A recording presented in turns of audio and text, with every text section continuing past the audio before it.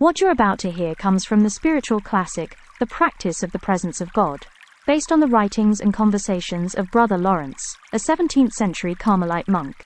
In this work, Brother Lawrence shares simple but powerful reflections on living with a constant awareness of God's presence in everyday life.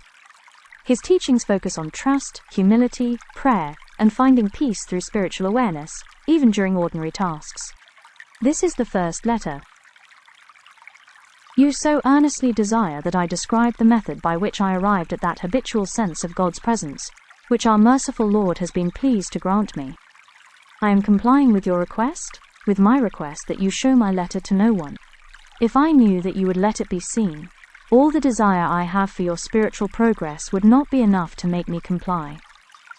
The account I can give you is, having found in many books different methods of going to God and diverse practices of the spiritual life, I thought this would serve rather to puzzle me than facilitate what I sought after, which was nothing but how to become holy gods.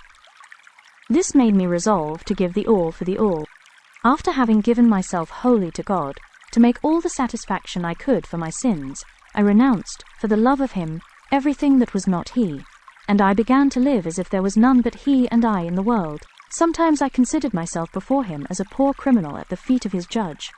At other times I beheld Him in my heart as my Father, as my God. I worshipped Him the oftenest I could, keeping my mind in His holy presence, and recalling it as often as I found it wandered from Him. I made this my business, not only at the appointed times of prayer, but all the time.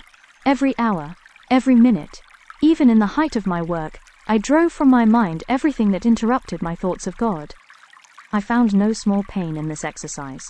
Yet I continued it, notwithstanding all the difficulties that occurred, and I tried not to trouble or disquiet myself when my mind wandered. Such has been my common practice ever since I entered religious life.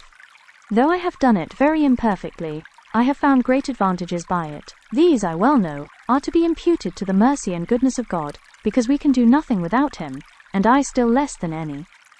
When we are faithful to keep ourselves in His holy presence, and set Him always before us, this hinders our offending Him, and doing anything that may displease Him.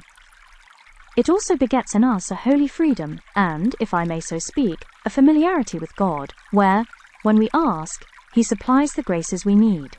Over time, by often repeating these acts, they become habitual, and the presence of God becomes quite natural to us.